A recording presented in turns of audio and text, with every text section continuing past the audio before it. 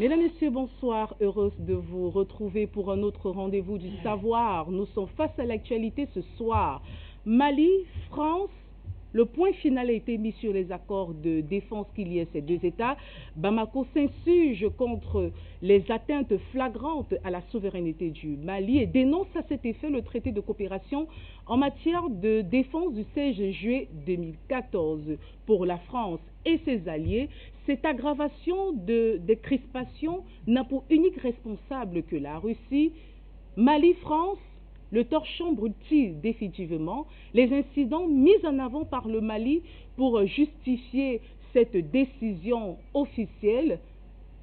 Est-ce que cette situation peut-elle être assez... Est-ce que les incidents mis en avant par le Mali trahissent-ils l'égocentrisme de la part de la France et ses partenaires européens?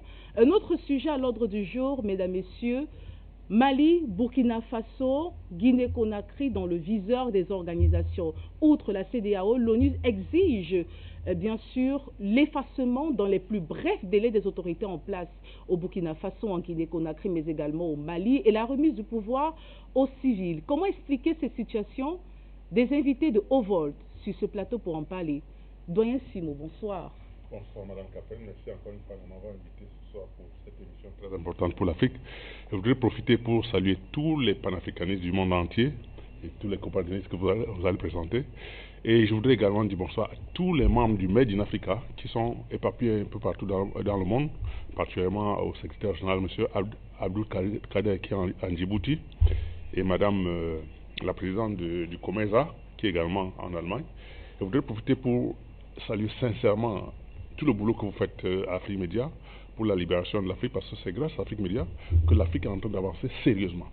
Je n'ose pas présenter les compagnies que vous allez présenter ce soir, je voudrais déjà leur dire bonsoir et je suis très heureux de me retrouver encore une fois ensemble avec eux.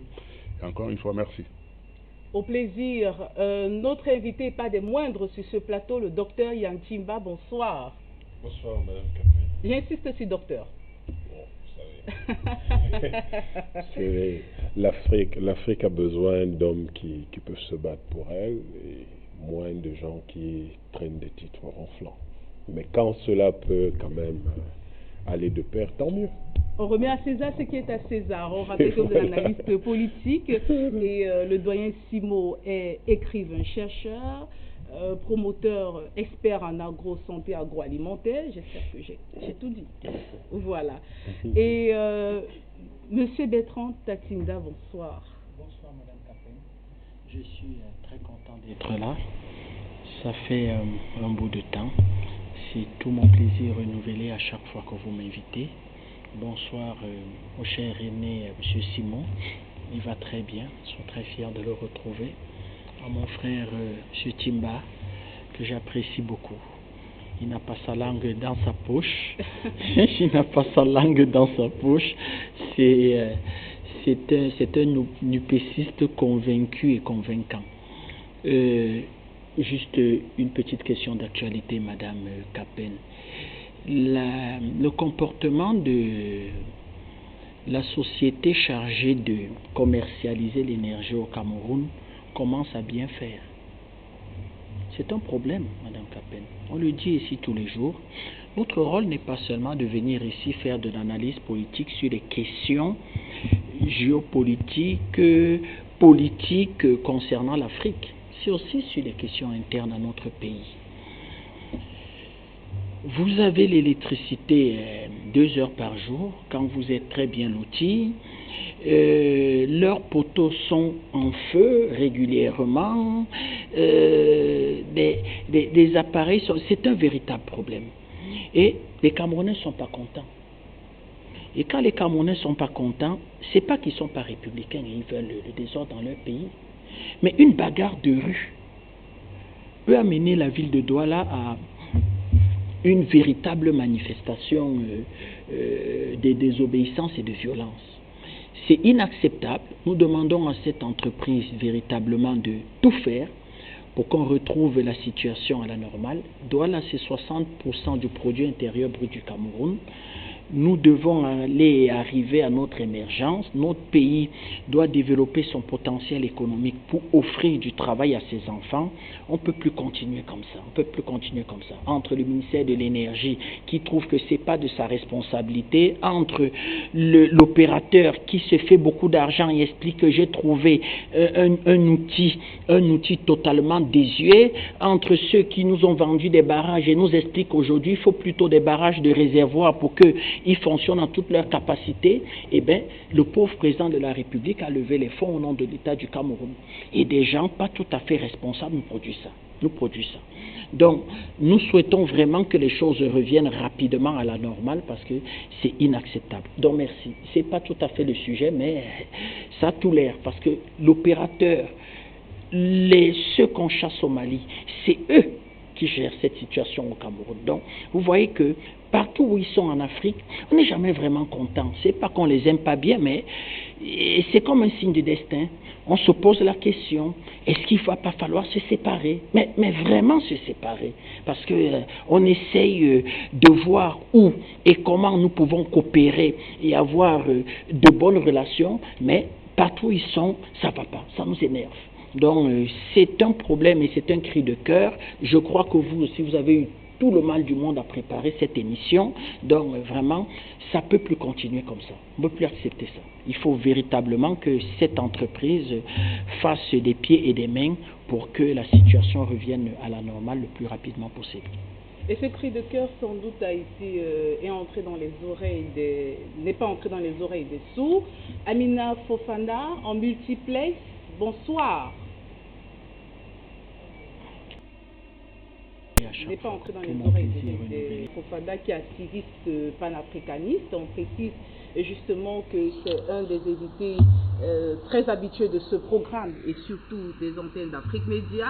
Fabrice Bauer, vous êtes correspondant d'Afrique Média en Russie. Bonsoir. Bonsoir à vous. Merci de votre invitation. Luc Michel, bonsoir. Bonne soirée. Notre camarade Abida n'est pas encore présente sur le Zoom. Merci pour la précision. Nous rappelons que vous êtes géopoliticien. Merci d'être là ce soir, Monsieur Luc Michel. Alors, docteur Ian Timba. Non, on préfère aller sur autre chose. Okay. Chers messieurs, chers invités, chers téléspectateurs, écoutons à présent le porte-parole du gouvernement malien, le colonel Abdoulaye Maïga. On se retrouve juste après. De l'administration territoriale et de la décentralisation, porte-parole du gouvernement, vient de nous rejoindre dans ce studio. Le colonel Abdoulaye Maïga est porteur d'un communiqué du gouvernement. Monsieur le ministre, bonsoir. Bonsoir. Merci infiniment. Au nom de nos plus hautes autorités, j'ai l'honneur de donner lecture du communiqué numéro 029 du gouvernement de la transition, communiqué dont la teneur suit. Depuis un certain temps, le gouvernement de la République du Mali constate avec regret une détérioration profonde de la coopération militaire avec la France suite aux incidents suivants. A. L'attitude unilatérale du partenaire français qui a décidé les 3 et 7 juin 2021, sans consulter au préalable le Mali, de suspendre les opérations conjointes avec les forces armées maliennes, les FAMA, et de mettre fin à l'opération Barkhane. En outre, le 17 février 2022, la France a annoncé, encore sans aucune consultation de la partie malienne, le retrait des forces Barkhane et Takuba. B. Les multiples violations de l'espace aérien malien opérées par des aéronefs militaires français, malgré l'instauration d'une zone aérienne d'interdiction temporaire par les autorités militaires maliennes. C.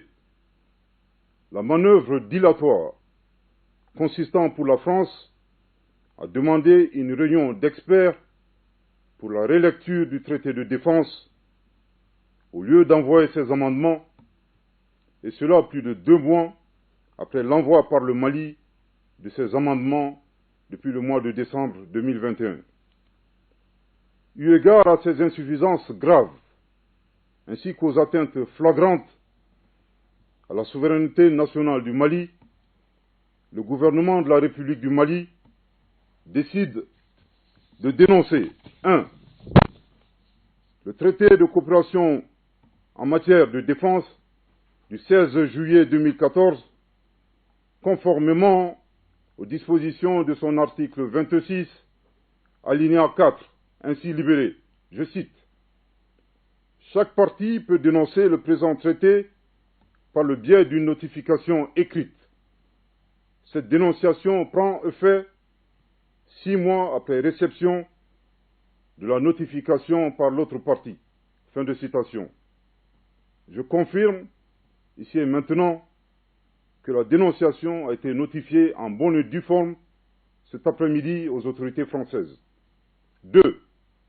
Le gouvernement de la République du Mali décide de dénoncer avec effet immédiat l'accord des 7 et 8 mars 2013 déterminant le statut du détachement français applicable à la force Barkhane et le protocole additionnel des 6 et 10 mars 2020 déterminant le statut de détachement non français de la force Takuba. Conformément à la Convention de Vienne sur le droit des traités de 1969, dont les articles pertinents prévoient les modalités de dénonciation d'un accord. Lorsque celles-ci ne sont pas déterminées expressément, article 56, ou en cas de violation manifeste de l'accord par l'une des parties, permettant à l'autre partie de le dénoncer, article 60. Le gouvernement de la République du Mali réaffirme à ses partenaires sa disposition à coopérer avec l'ensemble des États du monde, dans le respect mutuel. Que Dieu bénisse le Mali, fait à Bamako le 2 mai 2022. Merci de votre très aimable attention. Merci beaucoup, Voilà qui Monsieur est le ministre. dit Dr Yang Timba, le porte-parole du gouvernement malien, le colonel Abdoulaye Maïga, a présenté dans son entièreté, j'y arrive finalement, le communiqué rendu public le 2 mai 2022. Alors, le Mali dénonce le traité de coopération en matière de défense qui, du 16 juillet 2014 qui lie les deux États, le Mali notamment et la France, et rompt ainsi dans ses accords de défense avec la France et ses partenaires européens.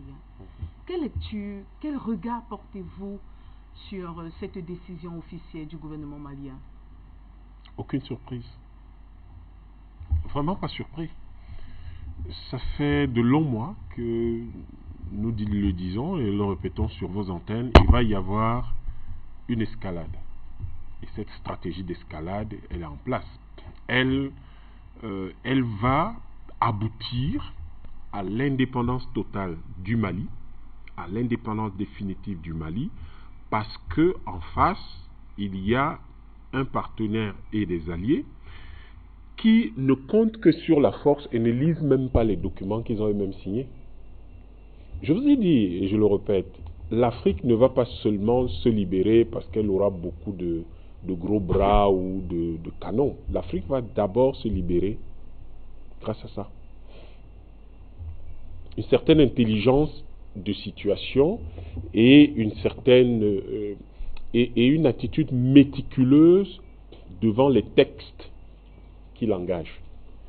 Vous avez là le sentiment, pas vraiment le sentiment que le colonel parle à un partenaire, à quelqu'un avec qui il y a une discussion sérieuse. Vous avez l'impression que le colonel, il parle à un élève qui n'a pas fait son devoir. Aussi simple que ça. C'est désagréable pour nous les Africains d'être obligés d'en arriver à ce genre de choses parce que très souvent, nous avons besoin de respecter les autres parce que nous attendons toujours qu'on nous respecte également. Et c'est une attitude normale, quotidienne, familière, de respect, et c'est le comportement normal d'un Africain que de respecter l'autre. Mais quand on en arrive là, c'est-à-dire que vous avez un accord, vous avez un certain nombre de dispositions que vous devez respecter dans cet accord, vous ne les respectez pas. Par exemple, vous prenez Vous prenez 2 mois pour envoyer des amendements, mais que font les gens dans vos ministères, dans votre gouvernement? On ne sait pas. Les autres gouvernements travaillent, ça se voit. Ils travaillent. Depuis décembre, ils envoient des amendements, la France ne réagit pas, et on se retrouve exactement dans la situation, c'est-à-dire qu'en fait, elle reproduit les mécanismes qu'elle reproduisait dans les années 50 et 60 dans la négociation de nos indépendances. À chaque fois, on crée une sorte de commission, une réunion d'experts, un comité ad hoc, des choses de ce genre qui ne sont pas... pour noyer le poisson, en fait, on essaie de noyer le poisson, de faire le dilatoire, de gagner du temps et d'éviter d'affronter le problème de fond. Mais que cache finalement ce jeu? Parce que derrière le jeu des acteurs que vous voyez là, il y a les enjeux. Et c'est probablement les enjeux qui sont l'élément le plus intéressant pour nous. Que la France et l'Europe ne cessent d'invoquer la présence de Wagner, je n'arrive d'ailleurs pas à comprendre quel est leur problème si je reste dans le jeu, mais dès que vous vous placez du point de vue des enjeux, vous comprenez pourquoi ils sont obligés de dénoncer systématiquement et tout le temps la présence des Russes qu'ils assimilent à Wagner. Il se trouve que il y a une certaine...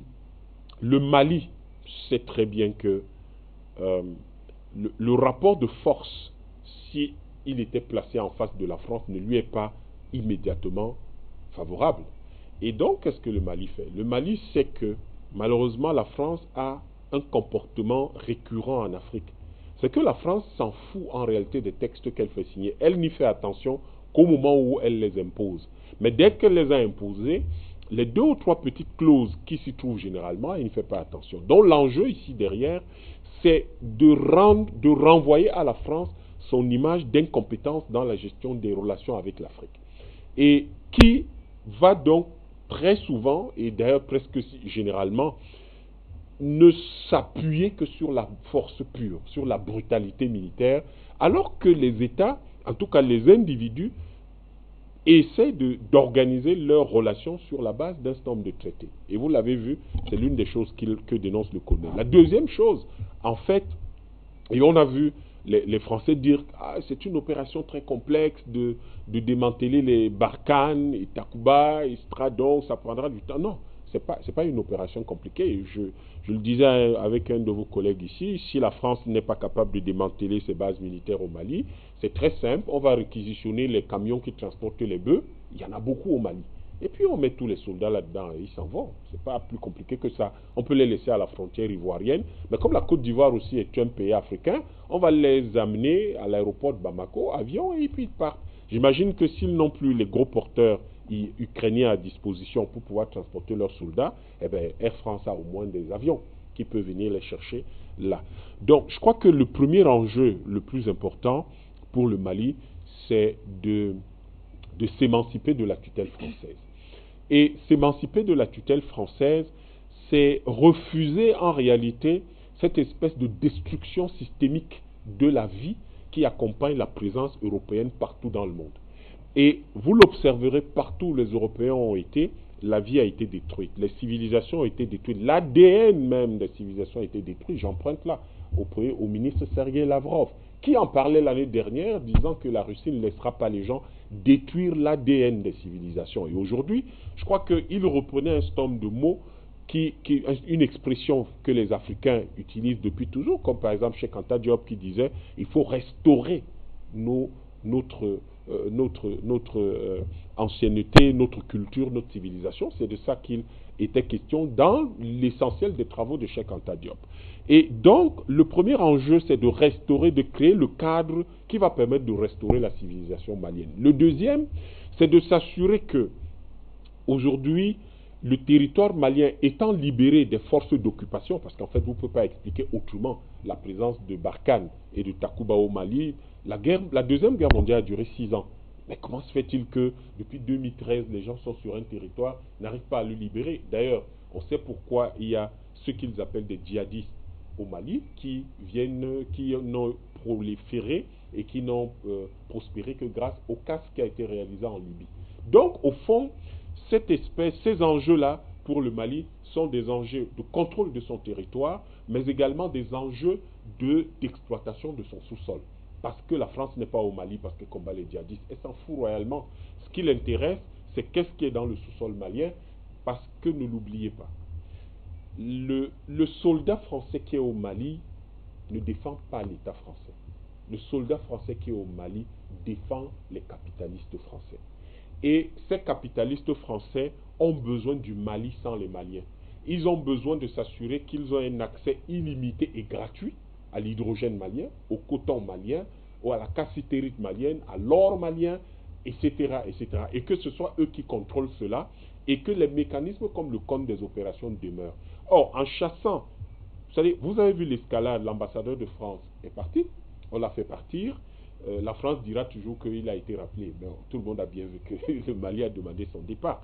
Donc, l'ambassadeur de France est parti. Ils ont mis en place une zone d'exclusion, d'interdiction aérienne. Ils ont fait partir la force Barkhane. Et aujourd'hui, ils rompent les relations.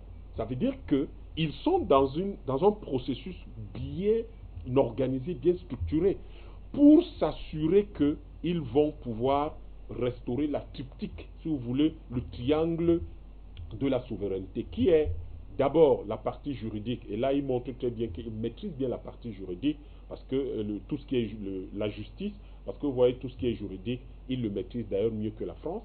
Et puis, deuxièmement, il y a la partie militaire.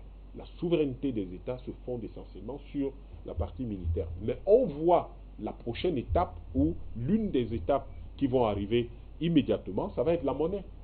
Pourquoi? Parce que c'est le troisième élément du triangle de la souveraineté. Et lorsque vous avez fait partir les gens de votre pays, il est évident que le compte des opérations, vous l'oubliez, et vous décidez de créer votre monnaie pour vous approprier véritablement non seulement votre espace, mais également vos capacités économiques et relancer la production.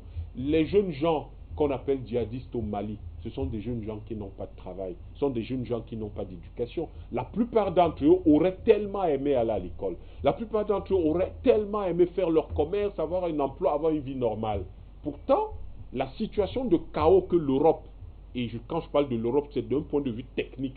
L'Europe, c'est l'Australie, c'est la Nouvelle-Zélande, c'est le Canada, c'est les États-Unis. Donc, tout cela est en réalité, la situation de chaos leur permet d'exploiter le Mali. Le Mali, en 2021, a produit 64 tonnes d'or. Quand vous prenez le coût actuel du kilo d'or, qui est de 58 000, 59 000 euros, ça aurait rapporté au Mali près de 5 milliards d'euros. 5 milliards d'euros, c'est à peu près 3 280 milliards de francs CFA. Sauf que le budget du Mali, c'est 2500 milliards, un peu moins de 2500 milliards. C'est-à-dire, la vente de l'or seulement aurait rapporté à l'État du Mali beaucoup plus que son budget de cette année. Donc, vous voyez que les colonels maliens et toute la classe politique malienne qui s'est assise et qui leur a demandé de rester en place pour conduire cette phase de transition, ces gens sont parfaitement conscients de cette situation-là. Et ils se disent, on y va par à coup. Pourquoi on y va par à coup? Parce que le rapport de force ne nous est pas immédiatement et de façon évidente favorable. Donc on va, en mettant en place certaines escalades, qui va nous permettre à chaque fois que nous avons posé un acte de nous assurer de la consolidation et que c'est un acquis.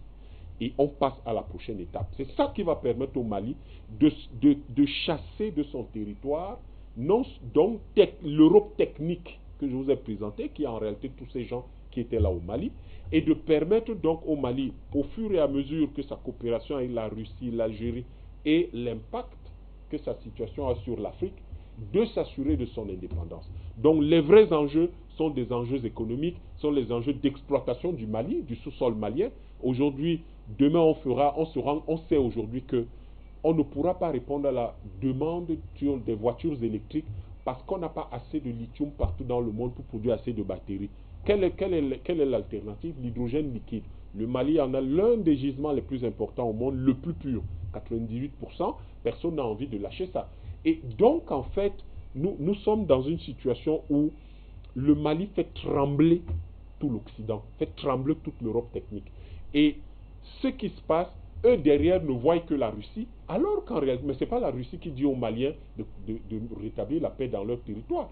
C'est les Maliens, c'est l'initiative historique des Maliens qui veulent retrouver leur mode de vie qui a été détruit par la présence française, qui Donc aujourd'hui est en train de mettre en place un certain nombre, poser un certain nombre d'actes qui vont leur permettre d'arriver à leur fin, mais grâce, qu'on le veuille, qu'on l'accepte pas, grâce à l'État russe. On peut penser que c'est les mercenaires, je crois qu'on en trouve d'ailleurs de plus en plus en Ukraine. Là, on trouve quand même un nid de mercenaires.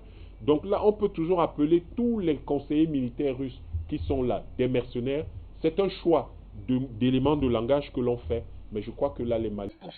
Elle est allée à une dévaluation de 50% direct. C'est-à-dire que du jour au lendemain, elle va se lever un matin et elle va décider de couper, détruire, réduire le pouvoir d'achat des Africains de pratiquement 100%, comme le dit M. Timba. Eh bien, qui a opposé à la France que ben non, vous ne pouvez pas décider de façon unilatérale une dévaluation sans pouvoir discuter avec vos partenaires. Qui a opposé ça à la France? Donc vous voyez donc qu'on est dans une situation où on se demande même s'il faille encore respecter relativement un certain nombre de traités. Je chute rapidement. Nous avons eu au Cameroun des attaques sur notre territoire.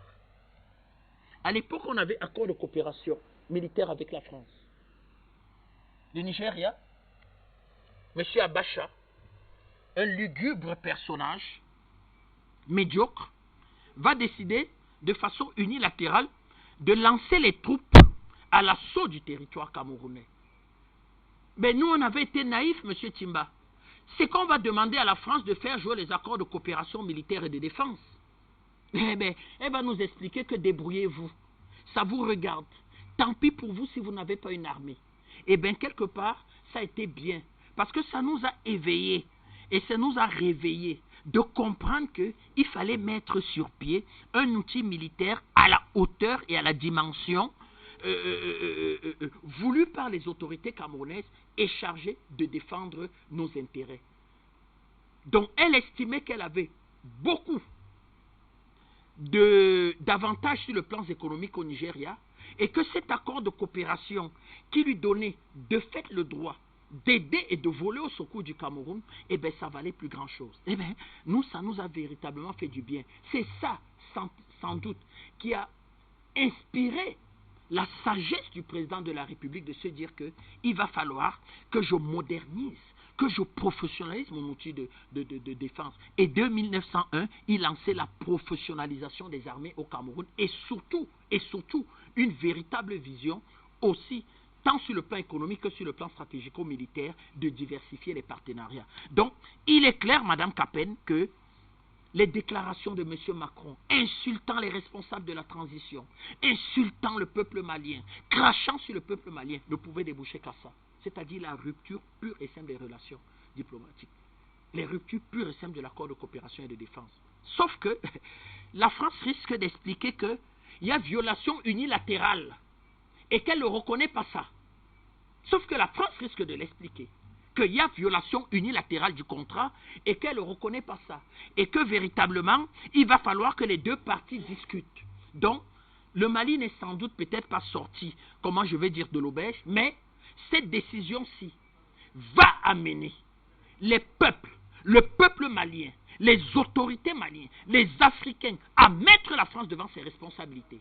Et si la France ne veut pas respecter la décision d'un pays souverain, eh bien, nous, Africains panafricanistes, nous serons obligés de voler au secours de l'État malien et, bon gré mal gré, avec la force, Madame Capet, de faire appliquer cette décision de l'État malien. Donc, c'est un grand jour qui se lève. Cette décision fera sans doute tache d'huile et va inspirer un certain nombre de pays africains de comprendre que celui qui croit à l'accord de coopération et de défense avec la France, eh bien, le jour qu'il arrive malheur, il pleure seul. Merci pour cette grille de lecture assez pertinente, M. Bertrand Tatinda. M. Luc Michel, un autre incident évoqué dans le communiqué du gouvernement malien, rendu public le 2 mai 2022, on parle ici de multiples violations de l'espace aérien malien opérées par des aéronefs militaires français, malgré l'instauration d'une zone aérienne d'interdiction temporaire par les autorités militaires maliennes. Quel est le regard que vous portez face aux récriminations présentées par les autorités maliennes? je serai bref parce que la France a cru qu'elle dominait militairement tous les pays de la région, qu'elle faisait ce qu'elle voulait. Elle a utilisé des couloirs civils lorsqu'on lui a interdit de voler pour s'approcher de l'aéroport de Bamako. C'est-à-dire que les avions se présentaient avec des couloirs militaires jusqu'à la frontière. Arrivés à la frontière, ils utilisaient des couloirs civils. Les Maliens ont donc raison de refuser leur espace aérien et ils ont été encouragés par l'Algérie qui a refusé le survol pendant plusieurs mois de son ciel aérien à la France. Mais tout cela, les interdictions de survol aérien, l'arrivée du groupe Wagner, qui n'existe pas, mais en fait, les accords de défense avec l'État russe et l'arrivée des paramilitaires russes et des conseillers militaires en Centrafrique, au Mali, en Libye, en Mozambique, au Soudan, eh bien, tout cela, ça a été le premier round. Mais le deuxième round, ce sont les conséquences internationales du dossier de la Libye. Au premier jour de l'opération militaire spéciale de la Russie en Libye, les Occidentaux gouvernent militairement le monde. Il y a 3 OTAN, l'OTAN de l'hémisphère nord, avec l'Europe, la Méditerranée et l'océan Atlantique, l'OTAN du Proche-Orient avec Israël et les Émiratis, et l'OTAN du Pacifique qu'on appelle le Quad avec l'Australie et le Japon. Le premier jour de l'opération militaire spéciale, les Occidentaux l'annoncent, ils vont détruire l'économie de la Russie, ils vont faire de la Russie une petite puissance régionale qui ne compte plus. Mais ils ont oublié un problème, c'est que le but de guerre de Poutine, c'est pas de régler le problème du Donbass, ça c'est la cerise sur le gâteau, c'est d'en finir avec le nouvel ordre mondial. Et Poutine attire dans un piège stratégique les Occidentaux. Nous sommes à 60 jours maintenant du début de l'opération spéciale et la domination occidentale sur le bloc, elle s'est effondrée. Tout d'abord, avec l'OTAN proprement dit en Europe, il y a des manifestations tous les jours en Allemagne pour soutenir la Russie. La Hongrie est opposée à l'embargo sur le pétrole. Et lorsque Zelensky a pris la parole devant le Parlement grec, en compagnie de 2 dirigeants néo-nazis grecs du fameux groupe Azov, la moitié des députés grecs s'est levée pour s'en aller.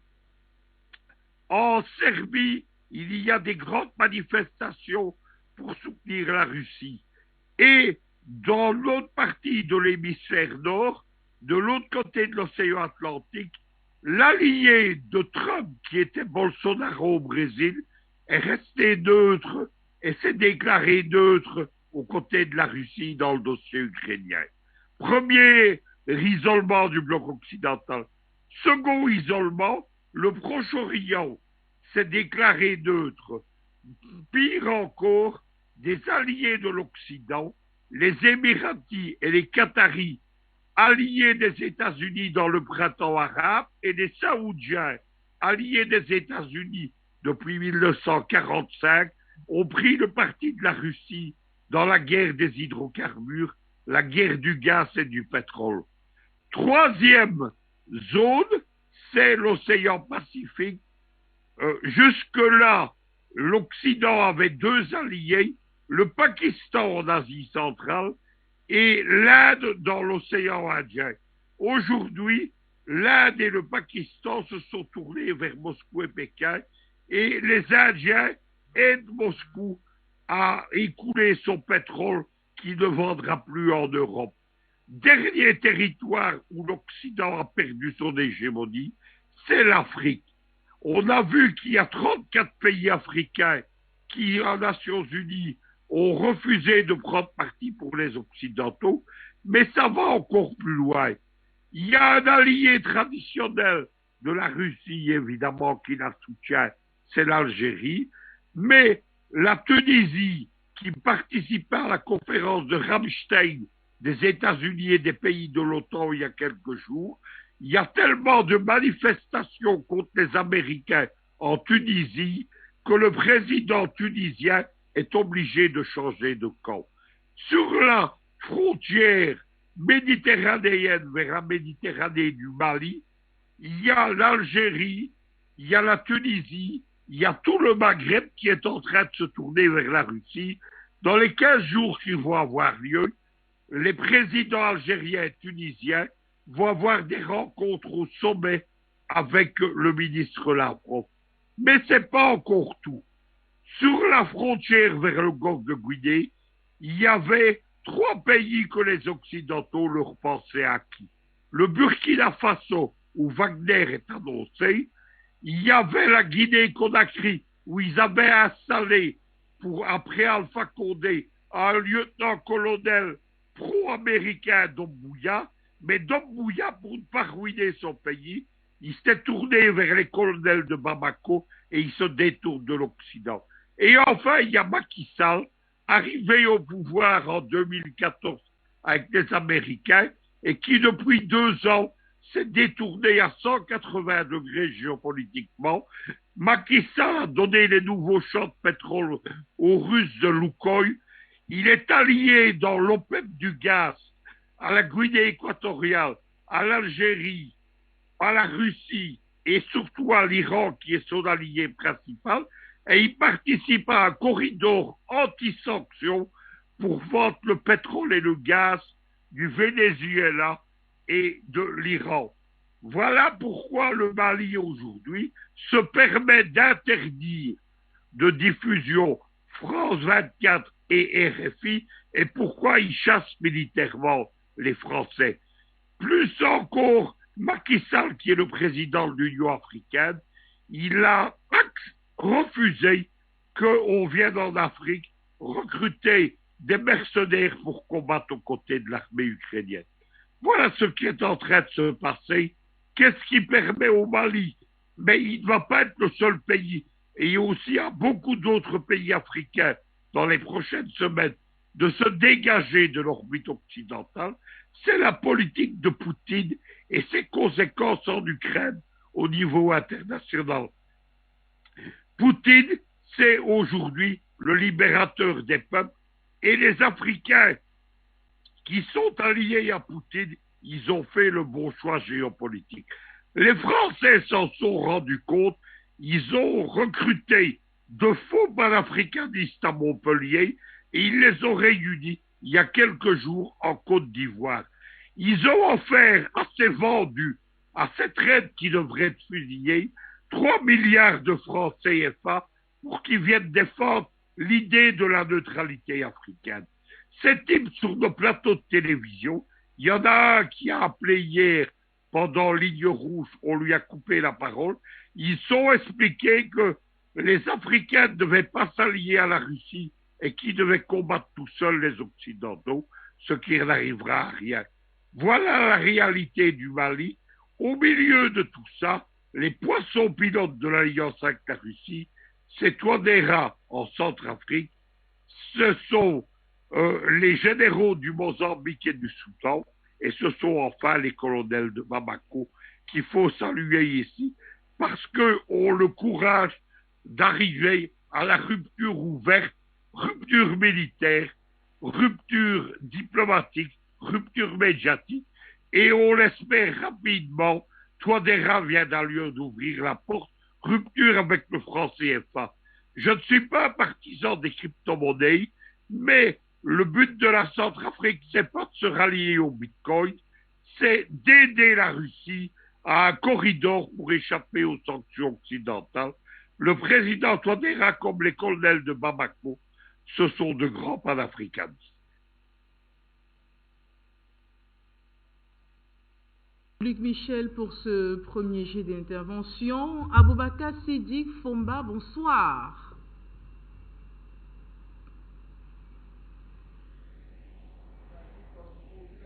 Activez votre micro, s'il vous plaît, monsieur Aboubakar. Bonsoir.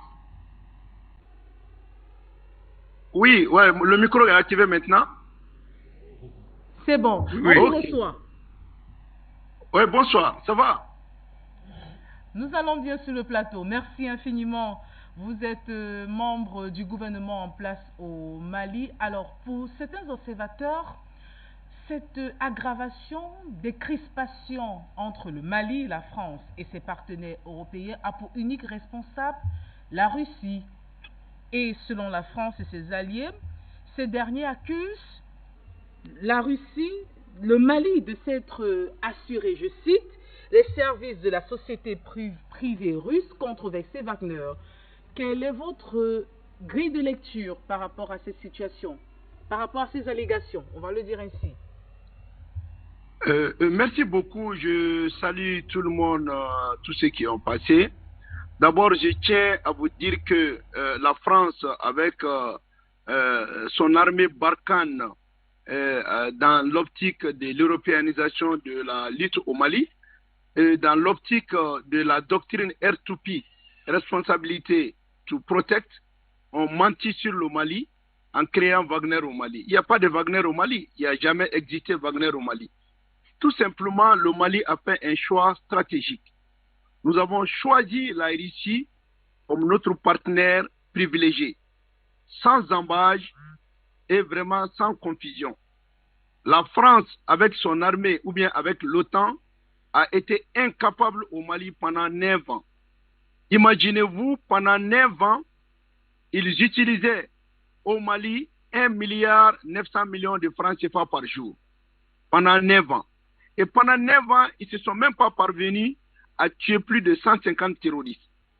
Et voilà qu'en quelques mois, en 2 mois, 3 mois, le Mali a pu éliminer plus de 2000 terroristes. Le Mali s'est débarrassé des gîtes terroristes.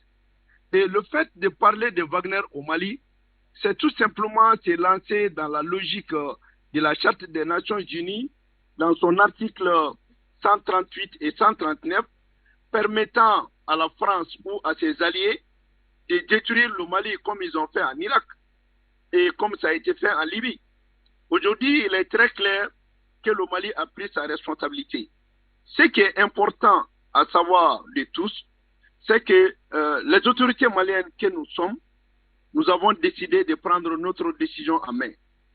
Nous avons profité de l'immaturité du président Macron, le président français, immature qu'il est. Nous avons profité de son immaturité pour essayer de lui montrer la maturité des autorités de transition. Il a passé tout son temps à nous insulter, il a passé tout son temps à nous donner des leçons et on lui a poussé à la faute. Malheureusement pour lui, démocrate qu'il est, l'accord, le traité de coopération militaire qui a été voté par le Sénat, voté par le Parlement français, c'est lui en premier lieu qui viole un traité signé par la France et le Mali. Donc nous l'avons poussé à la faute et finalement, ce président immature, on lui a eu dans notre piège, comme si un joueur est en train de chercher à avoir une pénalty. Et on a eu la pénalty, nous avons profité pour marquer. Et c'est suite à cela que nous avons décidé directement de faire sortir la France hors du jeu du Mali. D'abord, la France a commencé le 3 juin à suspendre sa coopération en violation du traité de coopération militaire. Ensuite, le 10 juin, la France a décidé également de suspendre tout. Et le 17 février, et directement, ils ont suspendu, ils ont demandé à aller pour 6 mois. Et nous, sans attendre, on les a demandé maintenant d'aller pour une bonne fois pour toutes. Nous les avons accordé le temps. Nous avons fait la relecture du traité de coopération militaire qui a été soumis aux autorités françaises. La France ne pouvait pas accepter cette relecture parce que tout simplement, cette relecture interdisait à la France de mettre pied au Mali. Cette relecture permettait à la France de travailler sous l'autorité des autorités maliennes. Cette relecture mettait en faux le jeu de la France.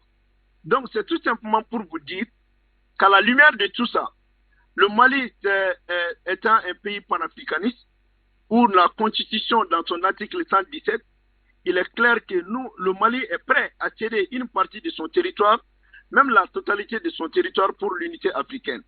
Les autorités de la transition sont sur ce chemin et nous avons profité de ces occasions pour dénoncer, sinon mettre fin aux accords de traité de coopération Barkhane et au traité Serval. Je vous dis et je le répète ici, le traité Serval et le traité de coopération militaire avaient un seul objectif, c'était la France-Afrique. Et on a compris que c'était l'exploitation des ressources minières du Mali. La France n'a pas envoyé de militaires au Mali. La France a envoyé des éléments du génie militaire pour l'exploitation de l'or au Mali. La France a envoyé des reporters, des journalistes au Mali, vous avez vu déjà à Gao. La France n'était pas là pour la guerre, mais la France était là pour l'exploitation des ressources minières du Mali. Cette France néocolonialiste, esclavagiste et impérialiste a affaire aujourd'hui avec des jeunes comme nous qui n'ont rien à foutre avec la France. Et ce qui va y arriver, c'est très simple. Personnellement, je propose même de mettre fin aux relations diplomatiques avec la France et de profiter à travers un pays ami pour faire la gestion consulaire. Il faut aller directement à la création de la monnaie. Il faut rompre avec la France. La France ne sert plus rien au Mali. Tout l'objectif de la France, à travers la CEDEAO, à travers l'Union africaine, que la France manipule comme elle veut, parce qu'elle finance la CEDEAO à hauteur de 71% du budget opérationnel, l'Union africaine la même chose, et l'objectif c'est de nous soumettre sous les institutions de Bretton Woods. Nous on a compris aujourd'hui qu'on n'a rien à gagner avec la France. C'est tout simplement faire savoir aux uns et aux autres que le poisson, ce n'est pas dans l'intérêt du poisson qu'il soit pêché par un pêcheur. Le pêcheur ne pêche pas le poisson pour le bonheur du poisson.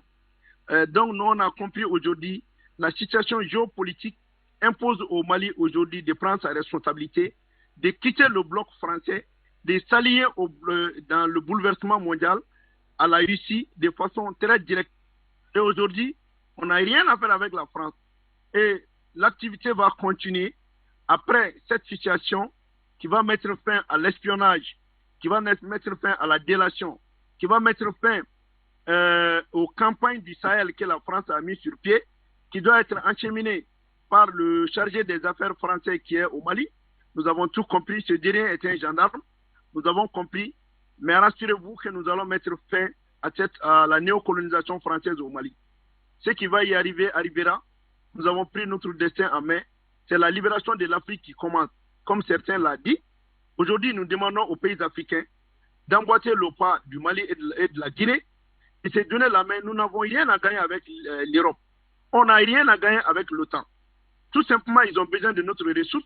Ils n'ont pas de considération pour nous. Nous, on a le génie africain, on a le génie malien, on peut tout, on n'a pas besoin de l'Union européenne pour comprendre ce que nous voulons. Donc aujourd'hui, c'est clair et net que les autorités maliennes ont pris leur décision en main. On va montrer à la France que nous aussi, on a été à l'école, on a compris, nous pensons à notre pays. Nous n'avons pas le sentiment anti-français, mais nous avons le sentiment pro-africain, pro-malien.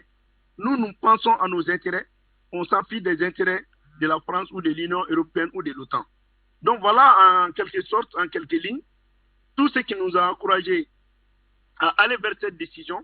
On va continuer encore à amener la France à faire la faute parce qu'elle va continuer à survoler, elle va continuer à violer. Et ce que je vais vous dire en dernier lieu, nous allons faire des recherches autour des camps où étaient installées les forces Barkhane. Parce que nous avons compris qu'ils ont même enfoui des déchets nucléaires là-bas. Nous avons compris aussi qu'il y avait des tunnels d'exploitation de l'or. On va faire des recherches, même le charnier qui a été découvert, on va aller au fond et les blocs de sable qu'ils ont laissés, on va les détruire. On va demander à l'armée malienne de quitter ces camps français. Nous ne leur faisons pas confiance.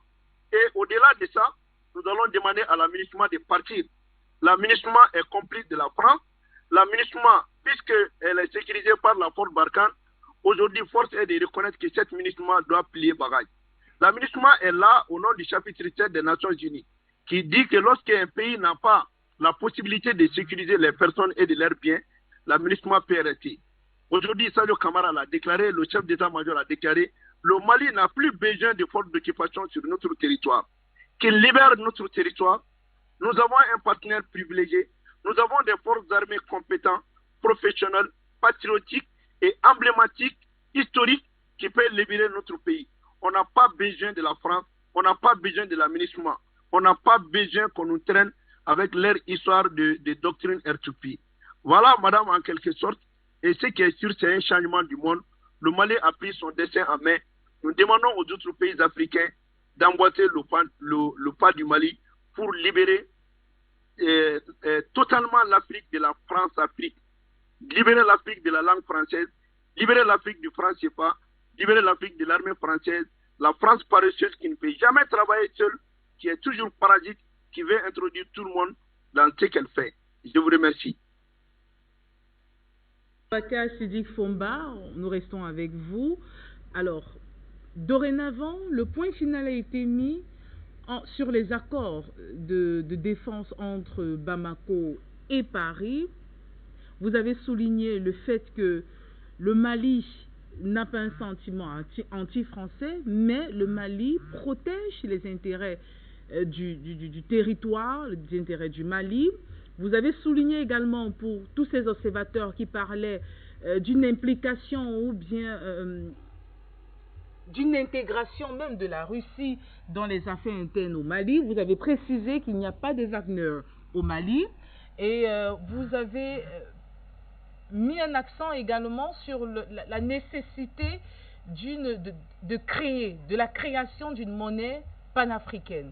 Alors, quels enjeux aujourd'hui, après cette rupture des accords de défense, quels enjeux pour le Mali après cette rupture des accords? L'enjeu est connu. Aujourd'hui, le Mali est en train d'élaborer un plan Marshall du développement économique. Vous savez, quand il y a la guerre est une partie. Maintenant, nous, on va se débarrasser de la France, clairement. L'enjeu qui est là, c'est un Mali indépendant carrément de la France, un Mali libéré de l'impérialisme français, et on va créer notre monnaie. On va se lancer dans le développement du Mali. Vous savez, le Mali est un pays naturellement enrichi. Nous avons le fleuve Niger, nous avons une partie du fleuve Sénégal, nous avons l'or au Mali, nous avons la richesse culturelle au Mali, et nous avons même la richesse même de la terre au Mali. Les terres cultivables au Mali avoisinent plus de 2 milliards. Et je vous dis, si le Mali travaille correctement, dans 2 ans, le Mali va exporter le blé. Dans 2 ans, le Mali va exporter le blé. Dans 2 ans, le Mali sera le grenier à travers l'office du riz. Dans 2 ans, le Mali ne va plus acheter du pain. Dans 2 ans, le Mali va faire découvrir du gaz. Dans 2 ans, le Mali va faire beaucoup plus d'exploitation. Nous sommes sûrs aujourd'hui et conscients qu'on a une richesse vraiment très incroyable. Le lithium, on en a. Le gaz, on en a. Les ressources minières du Mali ne sont même pas exploitées d'abord. Et nous, on a décidé de faire en sorte que les richesses du Mali soient utilisées pour empêcher les Maliens de mourir. Et là, on a une force armée bien établie. Donc, nous allons évoluer sur la triade de l'indépendance. D'abord, la souveraineté militaire, ensuite la souveraineté économique, et 3, la souveraineté linguistique, le tout focalisé sur des ressources humaines. Donc, nous allons aller vers ce qu'on appelle la défense nationale. La défense nationale implique d'abord les forces armées et de sécurité, mais aussi de la population qui doit jouer un rôle de protection aussi des forces armées, d'information et de sécurisation. Donc, avec la culture du patriotisme. Voilà et les enjeux qui sont en train de venir. Et ce qu'il faut ajouter, c'est que le Mali va se lier au bloc Russie-Chine pour se développer. On a besoin d'industrialiser notre pays. On a besoin de développer le pays. On a besoin de notre monnaie. On a besoin de se débarrasser de la francophonie et de la France tout entière. Pas l'Union africaine. Mais la CEDEAO ne sert absolument rien au Mali. Le Mali doit se retirer de la CEDEAO. Le Mali doit se retirer aussi de l'EMOA. Mais en le faisant, le Mali doit se donner la main avec d'autres pays africains pour créer une nouvelle organisation sous-régionale qui ne sera pas sous influence de l'Union européenne, ni de l'Union, ni d'autres organisations. Seulement des Africains qui vont financer, qui vont se donner la main et qui vont créer leur propre armée sous-régionale. C'est ce qu'il faut aller maintenant. Même avec un budget de 10% par pays, on peut créer une armée africaine digne de ce nom et pour que, de façon panafricaniste, nous puissions constituer un socle. Nous, au Mali, on n'a pas l'intention de libérer seulement le Mali. On veut libérer toute l'Afrique avec le Mali. On a besoin de nos frères du Niger. On a besoin de nos frères du Burkina. On a besoin de nos frères du Bénin. Qu'on se donne la main. On a des intelligences au Bénin. On a des intelligences partout en Afrique. Que ces génies africains se mettent ensemble pour redonner à l'Afrique ce qu'on a perdu. Et là, le dernier enjeu, c'est la restauration de la conscience historique. Pour que nous retournons à nous-mêmes, nous n'avons rien à apprendre. Voilà, c'est quelques enjeux que je me suis permis de vous expliquer. En tout cas, comprenez que les autorités maliennes sont dans un chemin de non-retour, en donnant l'espoir à tous les Africains, et on a besoin du soutien de tous les Africains. Les panafricains qui sont sur le plateau, je les salue parce que nous sommes fiers d'eux. Et nous sommes conscients qu'il y a quelques grains de Maliens à l'intérieur qui ne sont même pas considérables, qui parlent comme s'ils déclinent autre chose. Je vous dis tout simplement que ces individus sont dépassés. Ils sont plus à la hauteur, ils ont trahi le Mali, et Assimi, à travers le gouvernement de Choguel, vient de libérer le Mali de 30 ans d'armée de répression. Le Mali avait une armée de répression, mais on a aujourd'hui une armée de guerre en 10 mois seulement de gestion du pays. Et avec l'aide aussi de nos compatriotes, avec leurs conseils, nous allons les écouter, nous allons intégrer dans nos compréhensions pour pouvoir évoluer ensemble. Aboubakar Siddiq Fomba, pour ces précisions, vous êtes membre du gouvernement en place au Mali. Issa Diawara, souveraineté militaire, souveraineté économique, souveraineté linguistique. Voici quelques enjeux présentés par M. Aboubakar Siddiq Fomba concernant justement la libération de l'Afrique, pas seulement du Mali, mais également de l'Afrique. Quelle est votre grille de lecture par rapport aux nouveaux défis, aux nouveaux challenges qui attendent le Mali? Monsieur Issa Diawara, vous avez la parole.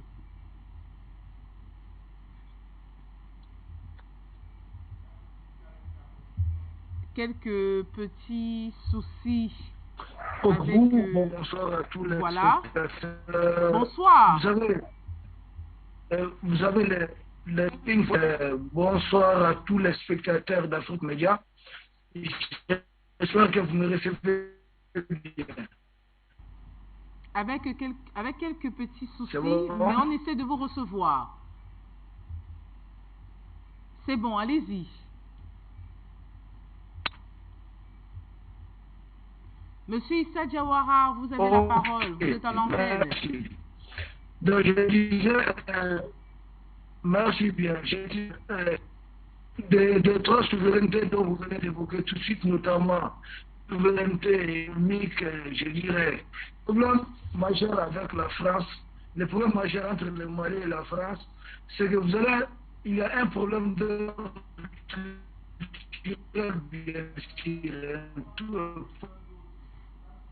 Alors, le temps que tout soit OK du côté du Mali avec M. Issa Diawara, Dr Yantimba, M. Aboubakar Fomba a souligné, a présenté quelques enjeux du gouvernement malien, quelques défis qui attendent le gouvernement malien et qui même sont déjà en marche, notamment la souveraineté militaire, la souveraineté économique, la souveraineté linguistique. Des défis assez forts, on peut le dire. Absolument. Ou bien? Non, absolument. C'est le cœur de la souveraineté malienne. En politique, il y a trois choses fondamentales. Il y a la monnaie. C'est ça qu'on appelle le triangle de la souveraineté. Il y a la monnaie, et la monnaie porte tout ce qui est économique. Parce que pour qu'un État puisse avoir une politique économique, donc dérouler une vision économique authentique et originale, il lui faut une politique, il lui faut une monnaie, une politique monétaire. Sans ça, vous êtes réduit à faire de la comptabilité, comme on le fait dans la plupart des pays africains qui parlent le français. En fait, on ne fait pas de l'économie, on n'a pas une politique économique, nous avons simplement de la comptabilité que nous faisons, et la France s'est arrangée à ce que tout cela soit encadré par des choses comme l'OADA, par des choses comme une absence totale de doctrine fiscale, de développement, alors que nous aurions pu avoir notre monnaie. En ayant notre monnaie, on a une vraie banque centrale, publique, de préférence, avec une politique monétaire et une politique économique. Là, vous fixez le cap, vous développez, vous précisez, vous donnez des objectifs précis, vous trouvez les moyens qu'il faut, vous organisez les gens. Et dans ce type de pays, sur le principe, vous avez moins de corruption. Et à côté donc de la monnaie, vous devez avoir une justice qui fonctionne. Mais ici, n'entendez pas seulement justice comme le système judiciaire du pays, mais c'est également tout ce qui est engagement juridique du pays, qui sont donc pris de façon souveraine et de façon tout à fait volontaire, mais qui ne vous sont pas imposés. Or, l'essentiel des conventions, pas l'essentiel, toutes les conventions, tous les accords, tout ce que vous avez comme agrément entre la France et les pays dans lesquels on parle le français en Afrique, ce sont des choses qui sont imposées. C'est-à-dire que la France décide et puis vous, tout ce que vous avez à faire, c'est de signer. Qu'est-ce qui est dedans? Est-ce que cela heurte vos intérêts? La France considère que vous n'avez même pas d'intérêt. Donc, vous allez discuter de quoi? Vous n'avez pas d'intérêt. Vous n'existez même pas. Donc, vous signez simplement parce que après, elle ne veut pas que la Chine l'embête au Conseil de sécurité. Elle ne veut pas que 2-3 intellectuels dont le soleil, le crâne a été trop brûlé par le soleil, viennent leur dire ouais, mais vous êtes rentré carrément en 1930. Non, c'est pour ça qu'elle fait signer ça. Vous n'existez pas. La conséquence, c'est qu'après, elle ne lit même plus ces textes-là. Elle n'en a pas besoin. Donc, et vous avez donc le système judiciaire qui doit fonctionner pour s'assurer que la paix règne dans le pays. Et à côté, vous avez l'armée. Parce que l'armée, c'est ça qui permet à votre économie, votre monnaie de fonctionner et de pouvoir se porter comme il le faut. Et c'est ça qui assure également que votre justice, tout ce qui est justice et juridique, fonctionne de façon correcte parce que votre État est sécurisé et que vous pouvez espérer vivre en temps de paix. À côté donc de tout cela, tout cela est porté par un certain nombre de choses. Tout ce qui est juridique et le judiciaire, vous devez quand même avoir une langue dans laquelle vous l'exprimez, non? L'impérialisme linguistique occidental est quelque chose de très vicieux. Regardez sur ce plateau, regardez cette émission. Sommes-nous français? Pourtant, nous sommes là en train de parler en français. Ce qui est scandaleux. Mais c'est prévu dans le préambule de la Constitution du Cameroun. Mais je viens de vous dire, l'une des choses les plus graves que l'on puisse dire de la plupart des constitutions de nos pays, malheureusement des pays africains dans lesquels on parle le français, c'est que c'est des constitutions médiocres. Je n'exclus aucune. Et j'appelle n'importe qui viendrait me démontrer le contraire de venir ici sur le plateau d'Afrique Média qu'on en débatte. C'est médiocre, mais ce qui est pire dans ces constitutions, c'est que c'est des constitutions contre nos peuples. Parce que toutes ces constitutions se fondent sur un principe grave, à savoir que nos us et nos coutumes ne doivent pas contredire la Constitution. Mais c'est quoi cette histoire? La loi fondamentale, c'est quoi? La loi, c'est simplement nos us et nos coutumes. Mais comment pouvons-nous avoir une loi fondamentale qui est différente de nos us et de nos coutumes? Ça veut dire que ces constitutions ne sont pas les nôtres. En fait, nous sommes dirigés donc par un cadre légal qui n'a rien à voir avec nous. C'est ça que j'appelais précédemment la destruction de notre mode de vie. Et c'est ça que Sergei Lavrov appelait la destruction de l'ADN des civilisations. Votre civilisation, son ADN, c'est quoi? Mais c'est votre mode de vie. C'est les valeurs auxquelles vous croyez. C'est tout ce savoir historique que vos ancêtres vous ont légué. Je vois souvent des gens dans notre beau pays, le Cameroun, quand ils s'en vont se marier à l'église, à la mosquée, tout ça, ils pensent qu'ils ont fait un mariage. Ils disent, ah ouais, c'est un mariage religieux. Non. C'est le mariage traditionnel des Européens quand vous allez à l'église, le mariage traditionnel des Arabes quand vous allez à la mosquée. Mais c'est pas ça. Donc, en fait, en tant qu'Africain, vous ne vous êtes pas marié. Pas du tout. Parce que vous n'avez pas fait le mariage traditionnel de chez vous. Mais on a quand même trouvé le moyen de faire quelque chose qui est notre mariage traditionnel. Mais on s'oblige à faire le mariage traditionnel des autres parce que ça fait beau. En réalité, l'impérialisme linguistique est comme c'est dans la langue qu'on va trouver tout ce qui est structure mentale d'un peuple, vous allez voir que au fond, c'est ça que nous transportons. Mais aujourd'hui, les Occidentaux ont un peu peur. L'Europe technique dont je parlais a un peu peur des Africains. La réaction du Mali ou la réaction de la Centrafrique, la question qu'ils se posent, les langues occidentales sont des langues violentes. Elles convoient énormément de violence et toute la violence historique de l'Europe. Donc la question qu'ils se posent aujourd'hui, c'est si ces gens-là se mettent à développer les mêmes comportements que, c'est-à-dire nous mettons à développer les mêmes comportements de violence que, où est-ce qu'on arrivera? Ils ont peur.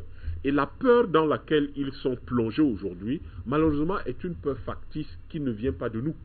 Voilà pourquoi vous allez avoir un président qui n'a manifestement rien à faire, qui croit que il a été élu pour venir dire aux Africains qu'il y a un sentiment anti-français. Mais il n'y a aucun sentiment anti-français, pourquoi vous croyez ça? Mais ça, c'est l'expression de cette peur-là, que les Africains pourraient se mettre à se comporter comme les Européens, c'est-à-dire avec une brutalité, une violence qui ont conduit à des centaines de millions de morts en Afrique.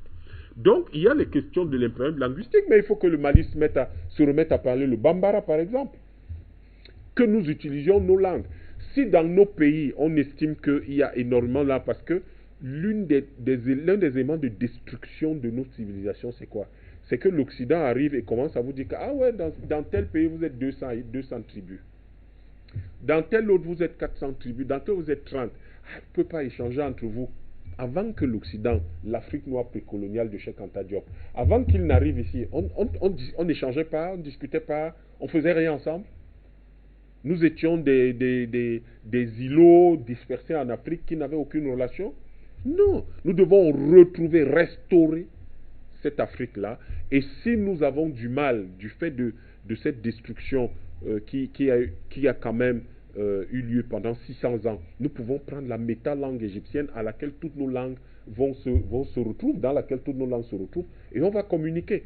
Le fond du problème aujourd'hui, quand M. Tidik parle, c'est qu'en fait, tout ça se résume en 2 ou 3 mots. La restauration de notre mode de vie, c'est tout.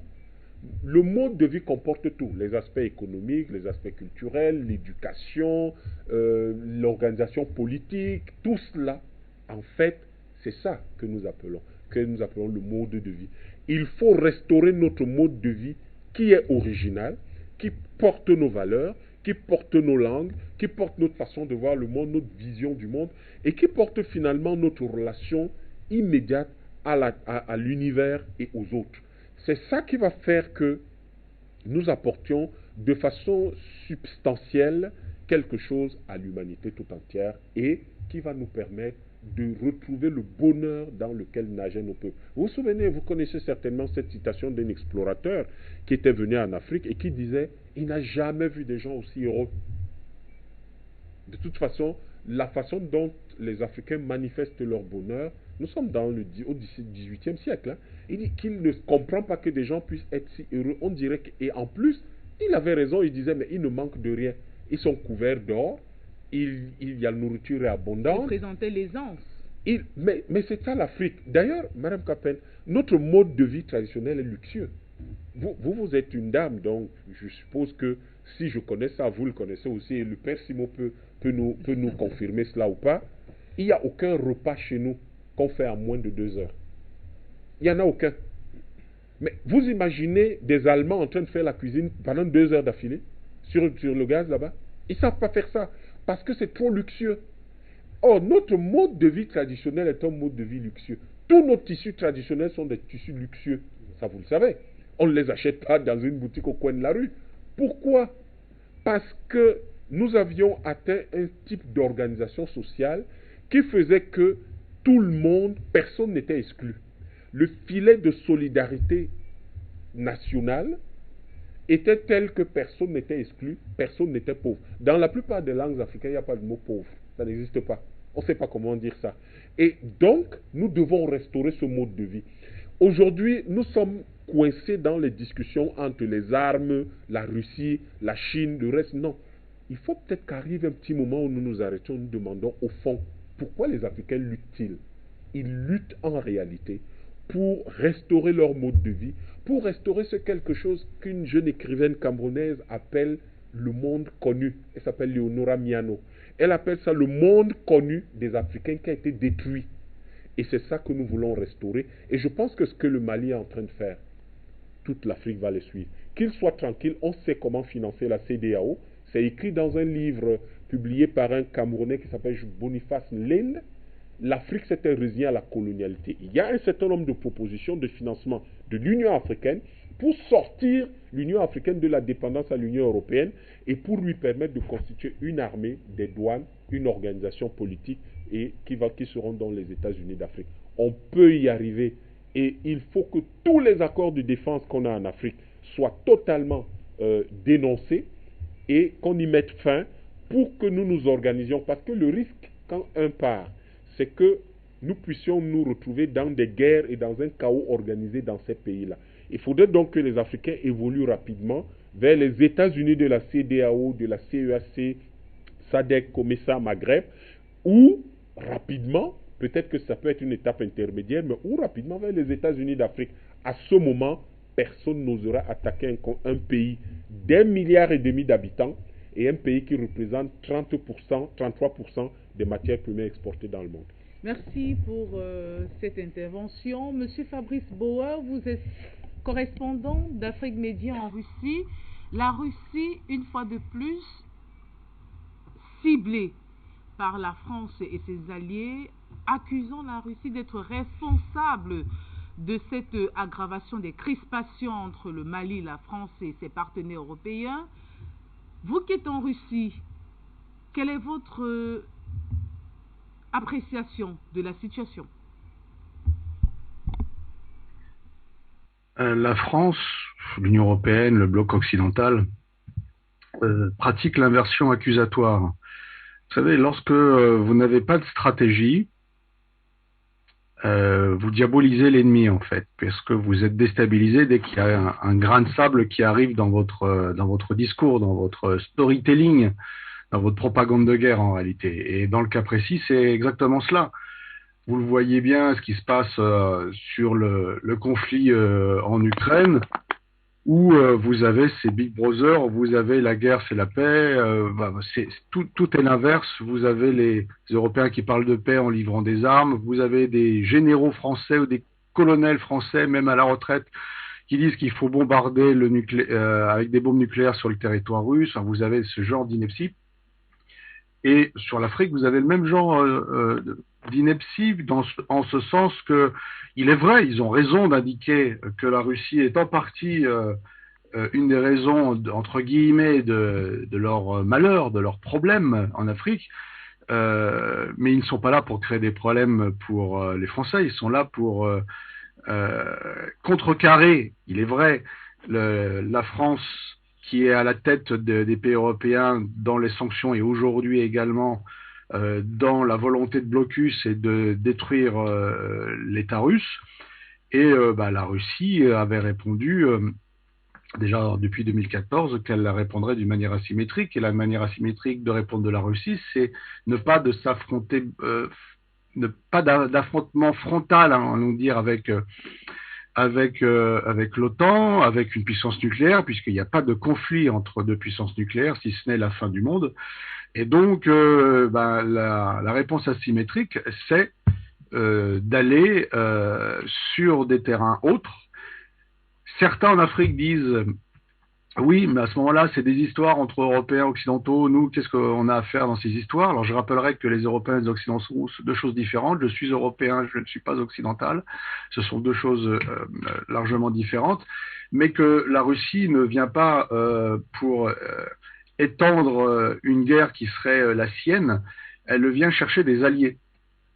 Et on le voit qu'il y a eu des premiers résultats avec à l'Assemblée générale de l'ONU, lorsqu'il y a les manœuvres donc, du bloc occidental pour faire condamner la Russie. Énormément de pays africains se sont abstenus et n'ont pas suivi la volonté du bloc occidental, alors que jusqu'à présent, c'était un alignement total sur Paris, sur Londres, enfin sur les anciennes puissances coloniales. Donc, nous avons un premier résultat, et c'est ce que cherchait effectivement la Russie, et comme ça a été rappelé, c'est un cadre plus global, et nous avons effectivement depuis la Russie une vision, la compréhension depuis un certain temps, mais aujourd'hui l'hypocrisie est arrêtée, on arrête l'hypocrisie, et on sait très bien que le conflit allait arriver, comme disait Vladimir Poutine récemment, ce que j'ai appris à Saint-Pétersbourg dans les rues, disait-il, quand il rappelait sa jeunesse, c'est lorsque le conflit est inévitable, il faut frapper le premier. C'est ce qu'a fait la Russie contre le bloc occidental, puisque le conflit en Ukraine, c'est un conflit de la Russie contre l'OTAN, c'est ça la réalité.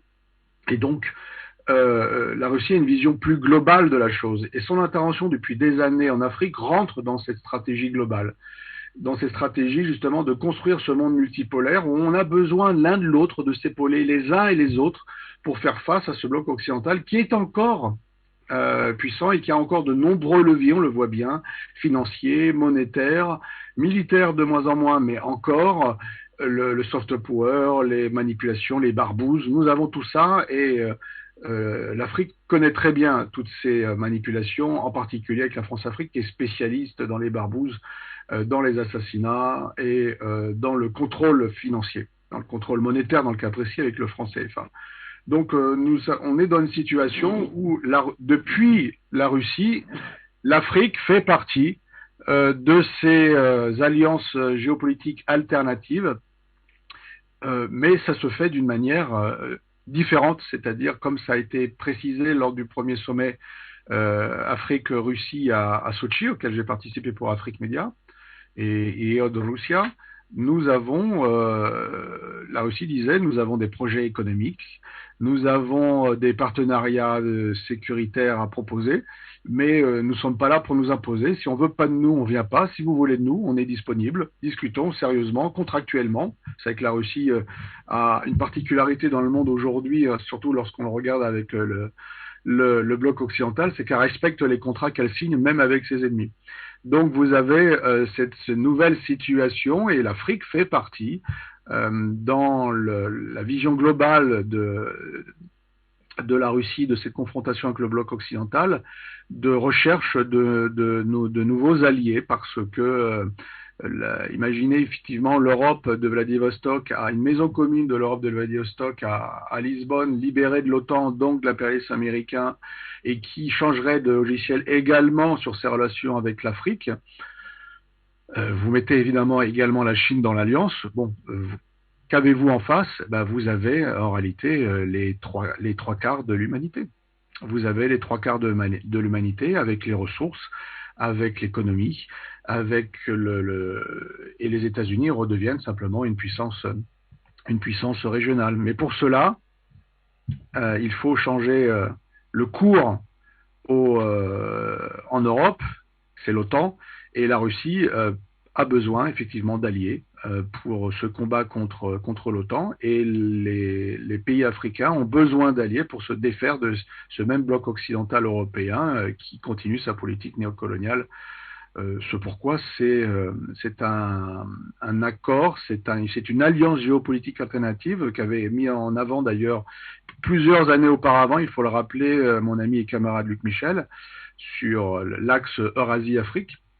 Et aujourd'hui, cet axe Eurasie-Afrique, on le voit bien, c'est l'axe essentiel et principal afin de défaire le bloc occidental qui veut imposer sa loi à la Russie, enfin la détruire même, et qui veut continuer sa politique néocoloniale sur l'Afrique. Nous avons les mêmes intérêts, pas parce que simplement nous avons les mêmes ennemis, mais parce que même nos propres économies sont en réalité peuvent être complémentaires.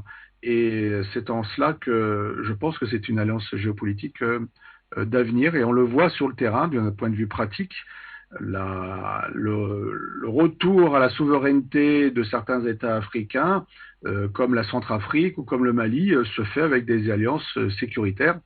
Je ne dis pas militaires, on parle bien sécuritaires de la Russie avec ces pays, et cela montre que c'est une voie, et c'est une voie qui est efficace, c'est une voie qui marche. Et je ne pense pas plus ceux qui disent que oui, mais la Russie vient pour remplacer les Européens et ils se disent panafricanistes. En fait, ils sont très méprisants vis-à-vis de leur propre peuple et vis-à-vis de leur propre continent et leurs propres dirigeants panafricanistes. Ils sous-entendraient que ceci n'est pas l'intelligence de comprendre qu'il faut négocier au mieux ses propres intérêts et qu'ils ne sont pas là pour remplacer le français par un russe ou le français par un chinois ou quoi que ce soit. Non, on est vraiment à un autre niveau et je suis très content, et la Russie est très heureuse, et elle a justement un bon terrain en Afrique parce que grâce à Afrique Média et ce travail d'éducation populaire sur les enjeux géopolitiques, économiques et monétaires, on a des opinions publiques éclairées. Et c'est une très bonne chose, à la différence en Europe où on est dans une situation de peur. Il faut comprendre, et je vais terminer là-dessus, Il faut comprendre que le bloc occidental est dans une situation, effectivement, avec un problème monétaire.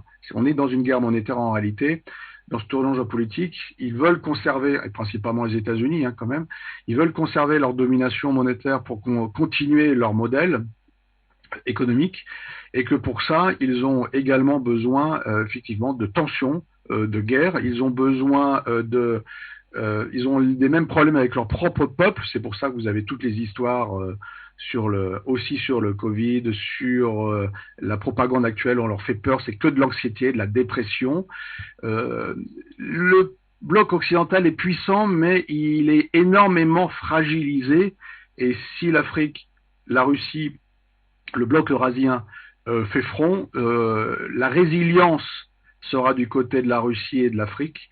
Je ne pense pas qu'elle soit du côté occidental, qui n'est en fait qu'un continent, malheureusement, les gens commencent à comprendre en Europe, mais en réalité d'enfants gâtés.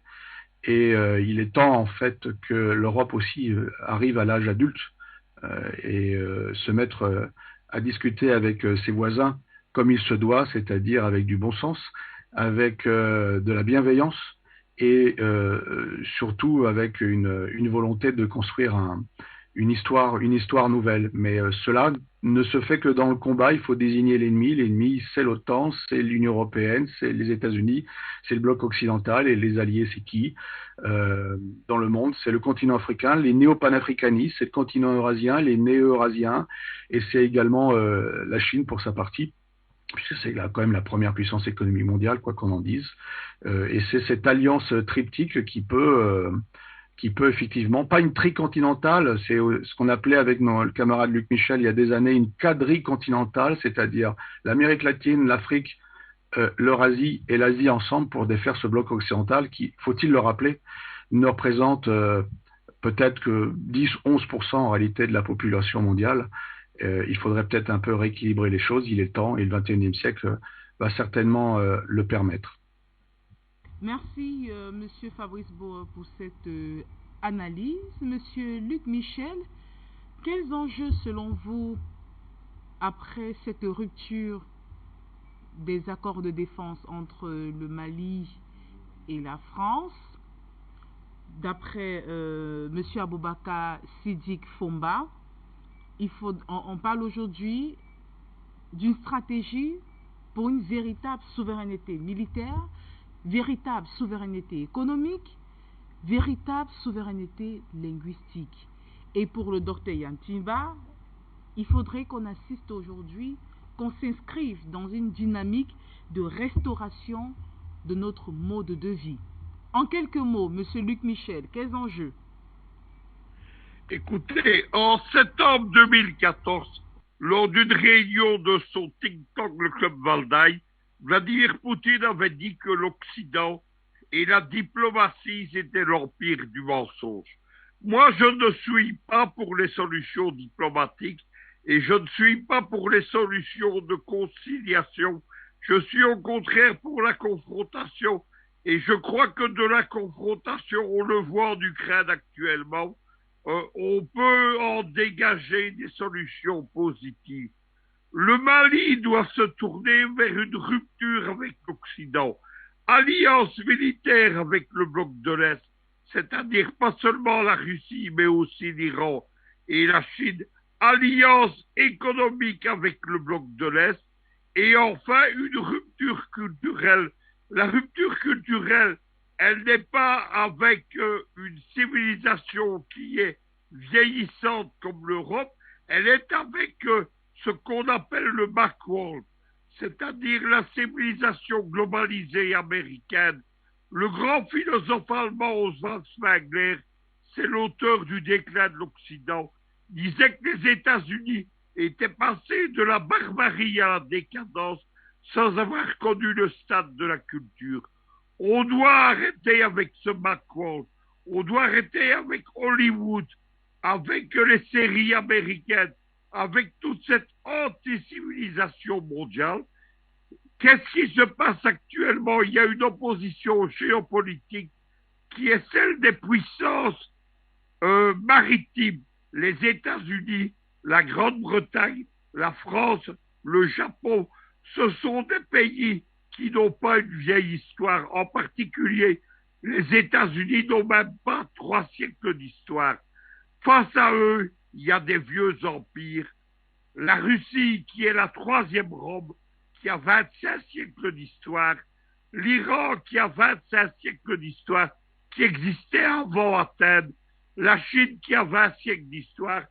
Et l'Afrique, qui est l'héritière de vieux empires. L'empire Songhai, l'empire du Mali, etc., l'empire du Zimbabwe. Derrière ces vieux empires, il y a des vieilles civilisations. C'est avec cela qu'on doit s'opposer à l'anticivilisation occidentale, à l'ère américaine qui n'est rien d'autre aujourd'hui que l'ère de diffusion de Coca-Cola, d'Hollywood et de McDonald's. Monsieur Luc Michel pour cette intervention. Monsieur Bertrand Tatinda, en quelques mots, Mali-France, le torchon brûle-t-il définitivement? Je suis du même avis que mon cher aîné Luc Michel. Je crois qu'il faut que le Mali se prépare à la confrontation. Il y aura la confrontation. Le bloc européen atlantique joue sa survie en Ukraine. S'ils perdent cette guerre, déjà ça a commencé. Dans beaucoup de domaines, ils ne règnent plus en maître. Ils n'imposent plus de suprématie.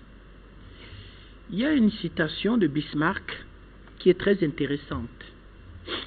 La diplomatie sans les armes, c'est la musique sans les instruments. Donc, à la rupture des relations diplomatiques avec la France, il faut tenir des armes. Il faut que le Mali refasse son outil militaire. Et que même dans sa future coopération avec la Russie, la Chine et la Turquie, ça n'empêche qu'elle ait un outil militaire de qualité. Je vous donne un exemple. Vous avez un pays comme l'Angola. On peut dire tout ce qu'on peut dire sur l'Angola. Essayez de vous attaquer aux intérêts vitaux de ce pays. Parce qu'au-delà d'avoir une armée, elle a des militants politiques. Et une armée dont les soldats sont des militants politiques est pratiquement invincible. Parce que l'Angola, ce sont des acteurs politiques du MNN là qui défendaient sur le terrain. Donc c'est un peu ça l'UPC. Donc si l'histoire avait été réécrite autrement et que l'UPC était arrivé au pouvoir, eh bien le Cameroun n'aurait même pas eu besoin, n'aurait jamais signé des accords militaires avec la France. On aurait sans doute l'une des armées les plus solides d'Afrique. Donc, il faut que le Mali idéologise son armée, c'est-à-dire que chaque militaire malien soit habité par cette nouvelle façon de voir la vie malienne, de savoir on base notre modèle économique, notre modèle de développement à partir de notre souveraineté. Il y aura des entraves. Le Fonds monétaire et la Banque mondiale, il faudra affronter le Fonds monétaire et la Banque mondiale.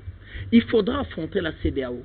La CEDEAO, c'est la France. Je vous ai expliqué que la CEDEAO naît de la défaite de la France, pratiquement, face à Yakubu Gowon. Il y a le club de Paris, il y a le club de Londres. Il faudra revoir les relations avec ces institutions et ne plus jamais aller à ces guichets chercher de l'argent. Il y a l'Union africaine qui n'est jamais intervenue quand le Mali avait des problèmes. Jamais. Voilà une organisation panafricaine qui n'intervient pas quand pratiquement vous avez la tête sous l'eau. Et quand vous essayez de sortir, apparaissent deux individus. Le président de la Commission africaine et M. Guterres. Il est allé dans cet espace expliquer qu'il faut un rapide retour à l'ordre constitutionnel. M. Guterres, à qui M. Poutine a donné une véritable leçon de géopolitique. C'est passé en direct sur Afrique Média. Vous avez suivi ce que Poutine racontait? Lui donner une véritable leçon. Ne pouvant pas répondre, il n'avait qu'un mot à la bouche. Mais il y a quand même une occupation de militaires russes en Ukraine. Regardez ce que le secrétaire général de l'ONU apporte comme réponse quand on lui donne un cours d'histoire, un cours politique, un cours de géopolitique. Poutine ira jusqu'à lui dire « J'ai tout lu sur la guerre concernant la Yougoslavie. » Et enfin, le G5 Sahel. Madame Capin, nous avons fait une émission ici. Est-ce que le G5 Sahel a droit encore d'exister? Voilà un partenaire qui rompt définitivement sa coopération militaire avec un autre partenaire qui, lui, a mis sur pied cet espace. Un espace de 5 millions de kilomètres carrés. Pour régner sur 5 millions de kilomètres carrés. Monsieur Timba vient de vous dire les valeurs qui se trouvent à l'intérieur de ces 5 millions de kilomètres carrés. C'est tous ces enjeux qui se jouent. Donc, des pays africains doivent regarder ce qui se passe au Mali et voir dans quelle mesure rapidement se bâtir, comment je vais dire, une véritable convergence d'esprit et d'une union de cœur. Pourquoi? Parce que des meutes d'hyènes arrivent à dévorer des lions en famille. Parce que quand elles sont 150, elles se lancent à l'assaut des lions. Quelle que soit la férocité de ces lions, elle finit par être vaincue. Donc, les Africains doivent y penser véritablement à ce qu'avait dit Bismarck. Au-delà de la coopération qu'on peut avoir avec n'importe qui, eh bien, nous devons tenir les armes. Et notre relation avec la Russie, il y a un volet transfert de technologie.